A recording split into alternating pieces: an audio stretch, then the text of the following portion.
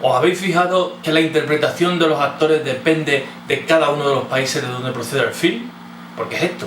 Pues muy sencillo, aquí lo vamos a explicar. Bienvenidos, bienvenidas a mi canal, soy Carlos Lorita y en el vídeo de hoy vamos a ver por qué la narrativa cambia dependiendo de cada país. Venga, vamos a ello.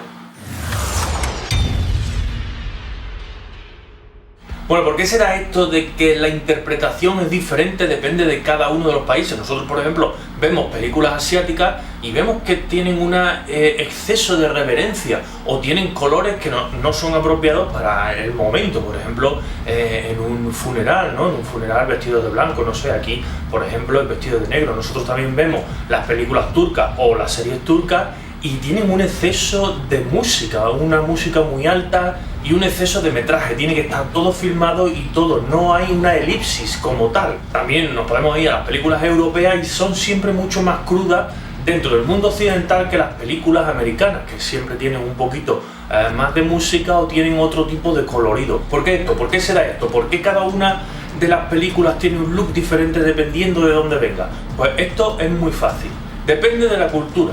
Dependiendo de la cultura de cada uno de los países, la narrativa se basa en esa cultura o en esa forma que nosotros tenemos de ver la vida real o lo que narramos en sí.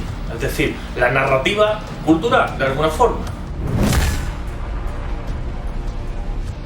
Y bueno, sabiendo esto tan sencillo, ya podemos entender por qué las películas coreanas tienen ese tinte coreano, por qué las películas japonesas tienen ese tinte japonés, o las chinas, o las turcas, o las arábicas, o las de Nigeria, o las de Bollywood, o cualquier otro tipo de película. Voy a poner un ejemplo muy concreto. ¿Por qué en Estados Unidos hay películas del espacio, de la colonización del espacio, hay producciones de la NASA?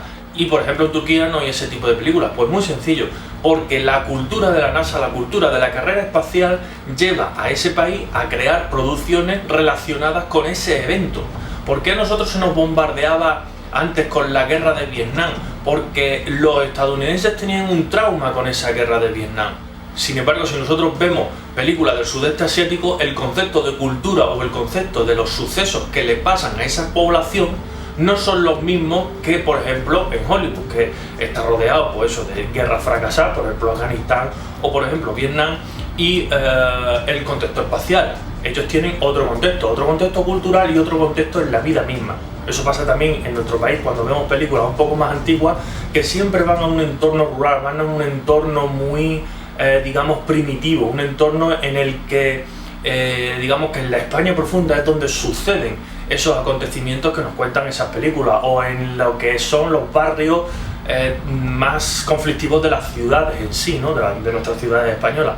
De esta forma podemos poner en contexto cada una de las películas que vemos de estos diferentes países, sabiendo por supuesto la procedencia cultural, la procedencia de sus vivencias en sí y la narrativa que ellos interpretan según su país, su cultura y sus eventos históricos. No lo podemos olvidar porque todo esto al final influye en lo que es la narrativa y en cómo ellos interpretan delante de la cámara y cómo interpretan pues esos sucesos que a lo largo del tiempo les ha ido pasando y quieren plasmar en producciones audiovisuales. Y bueno, espero que se haya entendido esta gran diferencia que tenemos entre producciones audiovisuales de diferentes países, que se reduce a la cultura y a entender esa cultura en sí. Y por supuesto, con su narrativa derivada. Nada, hasta aquí el vídeo de hoy. Como digo siempre, like, suscribiros, campanita, redes sociales. Nos vemos en los siguientes vídeos. Chao.